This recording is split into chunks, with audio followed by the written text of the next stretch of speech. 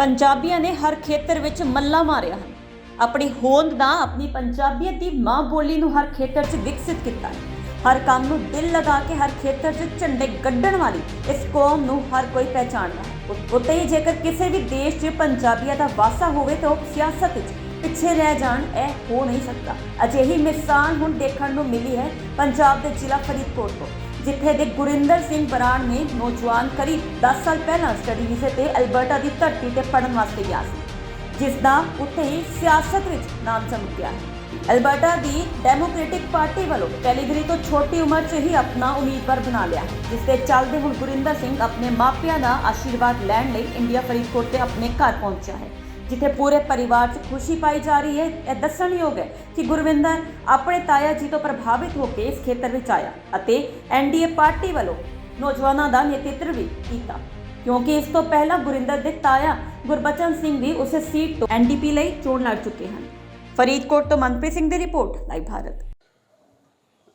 ਹਾਂਜੀ ਸਰ, ਕਿਵੇਂ ਮੰਨਦੇ ਹੋ, ਕਿਉਂਕਿ ਤੁਸੀਂ ਸਟੱਡੀ ਬੇਸ ਤੇ ਬਾਹਰ ਗਏ ਸੀਗੇ ਤੇ ਤੁਹਾਨੂੰ ਉੱਥੇ ਮਨ ਦੇ ਵਿੱਚ ਕਿਵੇਂ ਲੱਗਿਆ ਕਿ ਤੁਹਾਨੂੰ ਪਾਰਟੀ ਨੇ ਤੁਹਾਨੂੰ ਟਿਕਟ ਦਿੱਤੀ? ਜੀ, ਮੇਰਾ ਨਾਮ ਗੁਰਿੰਦਰ ਬਰਾੜ ਹੈ ਜੀ। ਮੈਂ ਕੈਲਗਰੀ ਦੇ ਵਿੱਚ ਰਹਿਣ ਵਾਲਾ। ਕੈਲਗਰੀ ਦੇ ਵਿੱਚ ਅੰਦਰ ਕੈਲਗਰੀ ਨਾਰਥ ਈਸਟ ਦੇ ਵਿੱਚ ਮੈਂ ਰਹਿੰਦਾ। ਉੱਥੋਂ ਹੀ ਮੈਂ ਇਲੈਕਸ਼ਨ ਲੜਨ ਲੱਗਿਆ ਕੈਲਗਰੀ ਨਾਰਥ ਈਸਟ ਤੋਂ ਐਨਡੀਪੀ ਵੱਲੋਂ। 2023 ਦੇ ਵਿੱਚ ਇਲੈਕਸ਼ਨ ਹੈ ਅਤੇ ਮੈਂ ਐਮਐਲਏ ਦਾ ਕੈਂਡੀਡੇਟ ਹਾਂ ਕੈਲਗਰੀ ਨਾਰਥ ਈਸਟ ਤੋਂ। ਸਰ, ਕਿਸ ਤਰ੍ਹਾਂ ਕੀ ਸੋਚਿਆ ਵੀ ਇਹ ਪੋਲੀਟਿਕਸ 'ਚ ਜਾਣਾ ਚਾਹੁੰਦੇ ਹੋ? ਨਹੀਂ, ਕੋਈ ਪਲਾਨ ਨਹੀਂ ਸੀਗੇ ਕਿ ਪੋਲੀਟਿਕਸ ਦੇ ਵਿੱਚ ਜਾਣਾ ਜਾਂ ਐਮਐਲਏ ਦੀ ਇਲੈਕਸ਼ਨ ਲੜਨੀ। ਇਹ ਗਿਆ ਮੈਂ ਸਟੱਡੀ ਬੇਸ 'ਤੇ ਸੀ, ਡਿਪਲੋਮਾ ਕੀਤਾ, ਡਿਗਰੀ ਕੀਤੀ, ਮਾਸਟਰਸ ਡਿਗਰੀ ਕੀਤੀ, ਨਾਲ ਆਪਣਾ ਪਹਿਲਾਂ ਪੀਆਰ ਦਾ ਜਿਹੜਾ ਸੀਗਾ ਪ੍ਰੋਸੈਸ ਉਹ ਪੂਰਾ ਕੀਤਾ, ਫਿਰ ਸਿਟੀਜ਼ਨਸ਼ਿਪ ਦਾ ਪ੍ਰੋਸੈਸ ਉਹ ਪੂਰਾ ਕੀਤਾ, ਨਾਲ ਦੀ ਨਾਲ ਆਪਣਾ ਜੋਬ ਕੀਤੀ, ਸਿਕਿਉਰਿਟੀ ਗਾਰਡ ਦੀ ਜੋਬ ਕੀਤੀ, ਵਾਲਮਾਰਟ 'ਤੇ ਕੰਮ ਕੀਤਾ ਅਤੇ ਹੋਰ ਜਿੰਨੀਆਂ ਵੀ ਇਹ ਜੋਬ ਸੀ ਜਿਹੜੀਆਂ ਆਪਣੇ ਪੋਕਟ ਮਨੀ ਲਈ ਮੈਂ ਉਹ ਵੀ ਕੀਤੀਆਂ। ਅਤੇ ਨਾਲ ਦੀ ਨਾਲ ਮੈਨੂੰ ਕਾਲਜ ਦੇ ਵਿੱਚ ਪੜ੍ਹਾਉਣ ਦਾ ਮੌਕਾ ਮਿਲਿਆ, ਮੈਂ ਉਹ ਵੀ ਕਰਦਾ ਰਿਹਾ। ਔਰ ਸਟੂਡੈਂਟ ਹੁੰਦਿਆਂ ਹੀ ਸਟੂਡੈਂਟ ਯੂਨੀਅਨ ਦੇ ਵਿੱਚ ਮੈਂ ਇਲੈਕਸ਼ਨ ਲੜੀ, ਉੱਥੇ ਸਟੂਡੈਂਟਸ ਨੂੰ ਰੈਪਰਜੈਂਟ ਕੀਤਾ 1 ਸਾਲ। ਫਿਰ ਐਨਡੀਪੀ ਦੇ ਵਿੱਚ ਇਨਵੋਲਵਮੈਂਟ ਹੋਈ। ਮੇਰੇ ਤਾਇਆ ਜੀ ਉਹਨਾਂ ਨੇ 2019 ਦੇ ਵਿੱਚ ਇਲੈਕਸ਼ਨ ਲੜੀ, ਉਹਦੇ ਵਿੱਚ ਕੰਮ ਕੀਤਾ।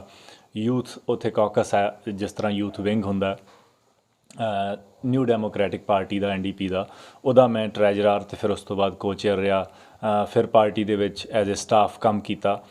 ਰੇਚਲ ਨੋਟਲੀ ਦੇ ਜਿਹੜੇ ਸਾਡੇ ਪਾਰਟੀ ਦੇ ਲੀਡਰ ਆ, ਮੈਂ ਉਹਨਾਂ ਦੇ ਲਈ 1 ਸਾਲ ਕੰਮ ਕੀਤਾ as a community and public engagement officer. Minister ਸੀ ਰਿਕਾਰਡੋ ਮਿਰਾਂਡਾ, ਉਹਨਾਂ ਦੇ ਨਾਲ ਕਲਚਰ ਐਂਡ ਟੂਰਿਜ਼ਮ ਦੇ ਵਿੱਚ ਕੰਮ ਕਰਨ ਦਾ ਮੌਕਾ ਮਿਲਿਆ। ਇਸ ਤਰ੍ਹਾਂ ਚੱਲਦੇ ਇਹ ਮੌਕਾ ਬਣਿਆ ਕਿ ਅੱਜ ਇਲੈਕਸ਼ਨ ਲੜ ਰਹੇ ਹਾਂ। ਕਿਹੜੀ ਪਾਰਟੀ ਵੱਲੋਂ ਟਿਕਟ ਮਿਲੀ ਤੁਹਾਨੂੰ? New democratic party Alberta, new democratic party Alberta NDP. ਮੁੱਦੇ ਉੱਥੇ ਲੋਕਾਂ ਦੇ ਸਭ ਤੋਂ ਵੱਡਾ ਇਸ਼ੂ ਇਕੋਨਮੀ ਹੈ। ਇਕੋਨਮੀ ਦੇ ਵਿੱਚ ਇਕਨੋਮਿਕ ਡਾਈਵਰਸੀਫਿਕੇਸ਼ਨ ਹੈ, ਇਨਵੈਸਟਮੈਂਟ ਦੀ ਲੋੜ ਹੈ। ਹਾਈਡਰੋਜਨ ਦੇ ਵਿੱਚ ਜਰਮਨੀ ਇਨਵੈਸਟ ਕਰ ਰਿਹਾ, ਯੂਰਪੀਅਨ ਕੰਟਰੀਜ਼ ਹੋਰ ਜਿਹੜੇ ਉਹ ਇਨਵੈਸਟ ਕਰ ਰਹੇ, ਯੂਕੇ ਇਨਵੈਸਟ ਕਰ ਰਿਹਾ, ਆਸਟ੍ਰੇਲੀਆ ਇਨਵੈਸਟ ਕਰ ਰਿਹਾ। ਅਸੀਂ ਚਾਹੁੰਦੇ ਹਾਂ ਕਿ ਅਲਬਰਟਾ ਉਹਦੇ ਕੋਲ ਪੋਟੈਂਸ਼ੀਅਲ ਵੀ ਹੈ, ਉਹਦੇ ਕੋਲ ਇੱਕ ਪੜ੍ਹੀ ਲਿਖੀ ਜਿਹੜੇ ਯੂਥ ਹੈ, ਗ੍ਰੈਜੂਏਟਸ ਹੈ, ਪੋਸਟ ਸੈਕੰਡਰੀ ਇੰਸਟੀਟਿਊਸ਼ਨਸ ਹੈ, ਉਹਨਾਂ ਦੇ ਨਾਲ ਮਿਲ ਕੇ ਹਾਈਡਰੋਜਨ 'ਚ ਇਨਵੈਸਟਮੈਂਟ ਕੀਤੀ ਜਾ ਸਕਦੀ ਆ, ਜੀਓਥਰਮਲ 'ਚ ਇਨਵੈਸਟਮੈਂਟ ਕੀਤੀ ਜਾ ਸਕਦੀ ਆ, ਟੈਕ ਸੈਕਟਰ 'ਚ ਇਨਵੈਸਟਮੈਂਟ ਕੀਤੀ ਜਾ ਸਕਦੀ ਹੈ, art and culture, tourism, agriculture, ਇਹ ਸਾਰੇ ਜਿਹੜੇ ਫੀਲਡ ਹੈ ਇਹ ਹਜੇ ਅਨਟੱਚਡ, ਅਨਟੈਪਡ ਪਏ ਆ। ਇਹਨਾਂ ਦੇ ਵਿੱਚ ਇਨਵੈਸਟਮੈਂਟ ਕਰਕੇ ਇਕੋਨਮੀ ਨੂੰ ਹੋਰ ਮਜ਼ਬੂਤ ਕੀਤਾ ਜਾ ਸਕਦਾ, ਤਾਂ ਕਿ ਸਿਰਫ ਅਤੇ ਸਿਰਫ ਆਇਲ ਐਂਡ ਗੈਸ 'ਤੇ ਡਿਪੈਂਡੈਂਟ ਨਾ ਰਿਹਾ ਜਾਵੇ। ਆਇਲ ਐਂਡ ਗੈਸ ਪਲੱਸ ਕੋਈ ਚੀਜ਼ ਹੋਵੇ। ਦੂਸਰੀ ਚੀਜ਼ ਜਿਹੜਾ ਉਹ ਪਬਲਿਕਲੀ ਫੰਡਡ ਅਤੇ publicly delivered health care system, ਜਿਹਦੇ ਵਿੱਚ ਤੁਹਾਡੇ ਕ੍ਰੈਡਿਟ ਕਾਰਡ ਦੀ ਲੋੜ ਨਾ ਹੋਵੇ, ਤੁਹਾਡੇ ਹੈਲਥ ਕਾਰਡ ਦੀ ਲੋੜ ਹੋਵੇ। ਡਾਕਟਰ ਜਿਹੜਾ ਹੈ ਉਹ ਤੁਹਾਡੇ ਪਰਸ ਨੂੰ ਚੈੱਕ ਨਾ ਕਰੇ, ਉਹ ਤੁਹਾਡੀ ਪਲਸ ਨੂੰ ਚੈੱਕ ਕਰੇ। ਉਹਦੇ ਵਿੱਚ ਇਹ ਨਾ ਹੋਵੇ, ਹਰੇਕ ਲਈ ਐਕਸੈਸੀਬਲ ਹੋਵੇ ਐਮਰਜੈਂਸੀ ਸਰਵਿਸਿਜ਼, ਹਰੇਕ ਲਈ ਐਕਸੈਸੀਬਲ ਹੋਵੇ ਮੈਡੀਕੇਅਰ ਸਿਸਟਮ। ਤੀਸਰਾ ਇਸ਼ੂ ਐਜੂਕੇਸ਼ਨ ਦਾ। Education publicly funded, publicly delivered education system ਹੋਣਾ ਚਾਹੀਦਾ। ਉਹਦੇ ਵਿੱਚ ਅਸੀਂ ਇਨਵੈਸਟਮੈਂਟ ਕਰਨ ਦੀ ਜਿਹੜਾ ਪ੍ਰੋਗਰਾਮ ਹੈ, ਪਿਛਲੇ 2015 ਤੋਂ 19 ਤੱਕ ਜਦੋਂ ਸਾਡੀ ਗਵਰਨਮੈਂਟ ਸੀ, ਅਸੀਂ 244 ਨਵੇਂ ਸਕੂਲ ਵੀ ਬਣਾਏ, ਇਨਵੈਸਟਮੈਂਟ ਵੀ ਕੀਤੀ, ਟੀਚਰਸ ਵੀ ਹਾਇਰ ਕੀਤੇ, ਐਜੂਕੇਸ਼ਨਲ ਅਸਿਸਟੈਂਟ ਵੀ ਹਾਇਰ ਕੀਤੇ। ਜਿਹੜੇ ਸਪੈਸ਼ਲ ਨੀਡਸ ਵਾਲੇ ਬੱਚੇ ਆ ਜਿਨ੍ਹਾਂ ਨੂੰ ਐਕਸਟਰਾ ਹੈਲਪ ਚਾਹੀਦੀ ਹੈ, ਉਹਨਾਂ ਲਈ ਪਫ ਫੰਡਿੰਗ ਉਹ ਮਜ਼ਬੂਤ ਕੀਤੀ। ਇਸੇ ਤਰ੍ਹਾਂ ਜੇ ਸਾਡੀ ਗਵਰਨਮੈਂਟ ਦੁਆਰਾ ਬਣਦੀ ਹੈ ਤਾਂ ਅਸੀਂ ਦੁਬਾਰਾ ਨਵੇਂ ਸਕੂਲ ਬਣਾਵਾਂਗੇ ਜਿਹਦੇ ਵਿੱਚ ਐਜੂਕੇਸ਼ਨ ਲੈਣ ਲਈ ਬੱਚਿਆਂ ਨੂੰ ਪੈਸੇ ਨਹੀਂ ਦੇਣੇ ਪੈਣਗੇ, ਉਹਨਾਂ ਦੀ ਜਿਹੜੀ ਅਫੋਰਡੇਬਲ ਐਜੂਕੇਸ਼ਨ ਹੋਏਗੀ। ਔਰ ਪੋਸਟ ਸੈਕੰਡਰੀ ਇੰਸਟੀਟਿਊਸ਼ਨਸ ਜਿਹੜੇ 12ਵੀਂ ਤੋਂ ਬਾਅਦ ਕਾਲਜਸ ਯੂਨੀਵਰਸਿਟੀਜ਼ ਹੈ, ਉਹਨਾਂ ਦੀ ਫੰਡਿੰਗ ਤੇ ਕੋਈ ਕੱਟ ਨਹੀਂ ਲੱਗਣਾ ਚਾਹੀਦਾ, ਬਲਕਿ ਉਹਨਾਂ ਦੀ ਆਪਰੇਸ਼ਨਲ ਫੰਡਿੰਗ, ਉਹਨਾਂ ਦੀ ਜਿਹੜੀ ਹੋਰ ਐਕੈਡੈਮਿਕ ਜਿਹੜੀ ਹੋਰ ਉਹਨਾਂ ਨੂੰ ਸਪੋਰਟ ਕਰਨ ਵਾਲੀ ਫੰਡਿੰਗ ਹੈ ਉਹ ਉਹਨਾਂ ਨੂੰ ਪ੍ਰੋਵਾਈਡ ਹੋਣੀ ਚਾਹੀਦੀ। ਯੂਨੀਵਰਸਿਟੀ ਆਫ ਅਲਬਰਟਾ ਤੇ $200 ਮਿਲੀਅਨ ਦਾ ਕੱਟ ਲੱਗਿਆ, ਅਸੀਂ ਉਹਨੂੰ ਰਿਵਰਸ ਕਰਾਂਗੇ। ਯੂਨੀਵਰਸਿਟੀ ਆਫ ਕੈਲਗਰੀ ਤੇ ਕੱਟ ਲੱਗਿਆ, ਓਲਡਸ ਕਾਲਜ ਤੇ ਕੱਟ ਲੱਗਿਆ, ਸੇਟ ਤੇ ਕੱਟ ਲੱਗਿਆ, ਨੇਟ ਤੇ ਕੱਟ ਲੱਗਿਆ। ਇਹ ਜਿੰਨੇ ਵੀ ਪਬਲਿਕਲੀ ਫੰਡਡ ਇੰਸਟੀਟਿਊਸ਼ਨਸ ਹੈ ਇਹਨਾਂ ਨੂੰ ਹੋਰ ਮਜ਼ਬੂਤ ਕਰਨ ਦੀ ਲੋੜ ਹੈ। ਚੌਥਾ ਜਿਹੜਾ ਇਸ਼ੂ ਹੈ ਅਫੋਰਡੇਬਿਲਿਟੀ ਹੈ। ਇੰਸ਼ੋਰੈਂਸ ਕੰਪਨੀਜ਼ ਆਪਣੀ ਮਰਜ਼ੀ ਦੇ ਨਾਲ ਇੰਸ਼ੋਰੈਂਸ ਵਧਾਉਂਦੀਆਂ, ਯੂਟਿਲਿਟੀ ਬਿਲਸ ਆਪਣੀ ਮਰਜ਼ੀ ਦੇ ਨਾਲ ਇਨਕਰੀਜ਼ ਹੁੰਦੇ। ਅਸੀਂ ਇਹ ਚਾਹੁੰਦੇ ਹਾਂ ਕਿ ਜਿਹੜੀਆਂ ਇੰਸ਼ੋਰੈਂਸ ਕੰਪਨੀਜ਼ ਹੈ ਉਹਨਾਂ ਦਾ ਕੰਮ ਸੇਫਟੀ ਦੇਣਾ ਹੈ, ਉਹਨਾਂ ਦਾ ਕੰਮ ਤੁਹਾਡੀ ਲਾਈਫ ਨੂੰ ਸਿਕਿਉਰ ਕਰਨਾ ਹੈ, ਨਾ ਕਿ ਤੁਹਾਡੀ ਪਾਕਟ ਦੇ ਵਿੱਚੋਂ ਪੈਸੇ ਕੱਢਣਾ।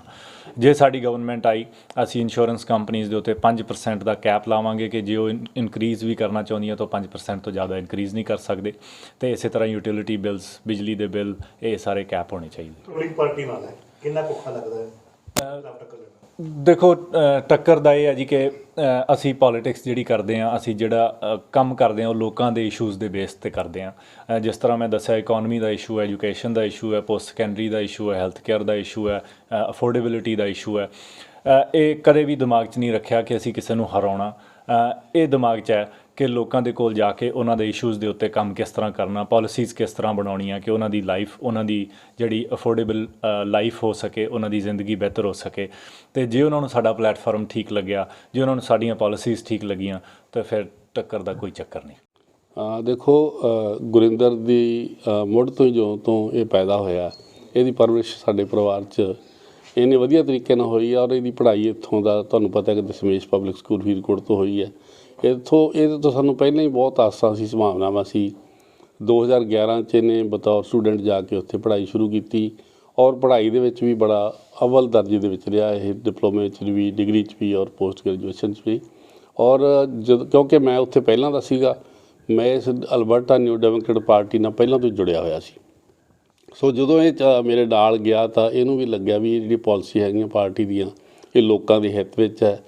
ਅਤੇ ਇਹ ਜਿਸ ਤਰ੍ਹਾਂ ਮੈਂ ਪਾਰਟੀ ਨਾਲ ਜੁੜਿਆ ਸੀ ਉਸ ਤਰ੍ਹਾਂ ਇਹ ਵੀ ਉਸ ਤੋਂ ਨਾਲ ਜੁੜ ਗਿਆ 2011 ਤੋਂ।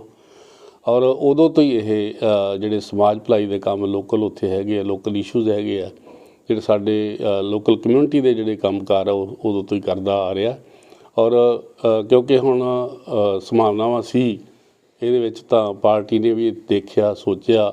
ਇਹਨੂੰ ਪਿਛਲੇ 3-4 ਸਾਲ ਤੋਂ ਜਿਹੜੇ ਉੱਥੋਂ ਦੇ MLAs ਆ, ਉੱਥੋਂ ਦੀ ਸਾਡੀ ਪਾਰਟੀ ਲੀਡਰ ਹੈ ਰਿਚਰਡ ਨੋਟਲੀ, ਉਹਨਾਂ ਨੇ ਆਪ ਦੇ ਨਾਲ ਜੋੜੀ ਰੱਖਿਆ, ਉਹਨਾਂ ਦੇ ਨਾਲ ਕੰਮ ਕੀਤਾ ਲਗਾਤਾਰ। ਸੋ ਹੁਣ ਉਹਨਾਂ ਨੇ ਸਮਝਿਆ ਕਿ ਇਹ ਯੋਗ ਉਮੀਦਵਾਰ ਹੈਗੇ ਉੱਥੋਂ ਦੇ। ਸੋ ਇਸ ਕਰਕੇ ਇਹਦੇ ਮੁਕਾਬਲੇ ਦੇ ਵਿੱਚ ਵੀ ਕੋਈ ਨੋਮੀਨੇਸ਼ਨ ਦੇ ਵਿੱਚ ਕੋਈ ਜਿਹੜਾ ਹੋਰ ਜਿਹੜਾ ਕੈਂਡੀਡੇਟ ਨਹੀਂ ਆਇਆ।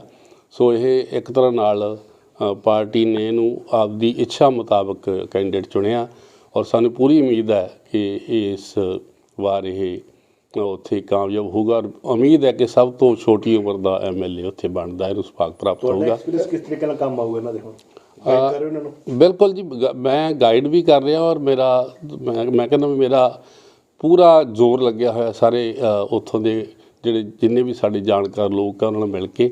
ਔਰ ਮੈਂ ਸਮਝਦਾ ਕਿ ਇੱਥੇ ਵੀ ਜੇ ਆਪਾਂ ਗੱਲ ਕਰੀਏ ਤਾਂ ਪੰਜਾਬ ਦੇ ਵਿੱਚ ਜਾਂ ਇੰਡੀਆ ਦੇ ਵਿੱਚ ਅਸੀਂ ਰਿਕੁਐਸਟ ਕਰਾਂਗੇ ਉਹਨਾਂ ਲੋਕਾਂ ਨੂੰ ਜਿਹੜੇ ਕੈਲਗਰੀ ਦੇ ਵਿੱਚ ਰਹਿੰਦੇ ਆ, ਆਪਦੇ ਰਿਸ਼ਤੇਦਾਰਾਂ ਨੂੰ ਜਾਂ ਜਿੰਨੇ ਵੀ ਉੱਥੇ ਸਾਡੇ ਇਸ ਹਲਕੇ ਦੇ ਵਿੱਚ ਰਹਿਣ ਵਾਲੇ ਲੋਕ ਆ ਉਹਨਾਂ ਨੂੰ ਇਸ ਬੱਚੇ ਬਾਰੇ ਦੱਸਣ ਔਰ ਸਾਡੀ ਸਪੋਰਟ ਕਰਨ ਤਾਂ ਕਿ ਇਹ MLA ਦੇ ਤੌਰ 'ਤੇ ਚੁਣਿਆ ਜਾਵੇ ਔਰ ਸਾਡੇ ਫਰੀਦਕੋਟ ਦਾ ਨਾਮ ਉੱਚਾ ਹੋਵੇ, ਪੰਜਾਬ ਦਾ ਨਾਮ ਉੱਚਾ ਹੋਵੇ ਅਤੇ ਉੱਥੇ ਸਾਨੂੰ ਇਸ ਬੱਚੇ ਨੂੰ ਕੰਮ ਕਰਨ ਦਾ ਮੌਕਾ ਮਿਲੇ ਤਾਂ ਕਿ ਲੋਕਾਂ ਦੇ ਜੀਵਨ ਪੱਧਰ ਨੂੰ ਉੱਥੇ ਉੱਚਾ ਚੁੱਕਿਆ ਜਾ ਸਕੇ। ਕੀ ਪੰਜਾਬੀ ਪਹਿਲੇ ਉੱਥੇ ਜਿਹੜੇ ਚੁਣੇ ਗਏ ਇਸ ਪਾਰਟੀ ਵੱਲੋਂ ਤਾਂ ਜਿਹੜਾ ਹੁਣ ਉੱਥੋਂ ਦਾ ਜਿਹੜੀ ਹੁਣ ਲੈਜਿਸਲੇਟਿਵ ਅਸੈਂਬਲੀ ਹੈ ਉਹਦੇ 'ਚ ਇੱਕ ਪੰਜਾਬੀ ਹੈ ਔਰ ਅਗਲੇ ਵਾਰੀ ਨੂੰ ਹੋ ਸਕਦਾ ਕਿ ਇੱਕ ਤੋਂ ਵੱਧ ਪੰਜਾਬੀ ਉੱਥੇ ਚੁਣੇ ਜਾਣ। ਸੋ ਪੰਜਾਬੀਆਂ ਦੀ ਗਿਣਤੀ ਜਿਹੜੇ ਹਲਕੇ 'ਚ ਹੈਗੀ ਉੱਥੋਂ ਇਹ ਜਿਹੜੀ ਇਹਦੀ ਕੈਂਡੀਡੇਚਰ ਉੱਥੋਂ ਬਣੀ ਹੈ। ਹੋਰ ਵੀ 1-2 ਹਲਕੇ ਹੈਗੇ ਜਿੱਥੇ ਪੰਜਾਬੀ ਸ਼ਾਇਦ ਹੋਰ ਵੀ ਅੱਗੇ ਆਉਣ, ਪਰ ਹੁਣ ਤੱਕ ਜਿਹੜੀਆਂ ਵੀ ਨੋਮੀਨੇਸ਼ਨਸ ਕੰਪਲੀਟ ਹੋਈਆਂ 8 ਕੁ, ਉਹਨਾਂ ਵਿੱਚ ਇਹ ਇਕੱਲਾ ਹੀ ਪੰਜਾਬੀ ਹੈ ਜਿਹੜਾ ਅਗਲੀ ਵਾਰੀ ਇਲੈਕਸ਼ਨ ਲੜੂਗਾ।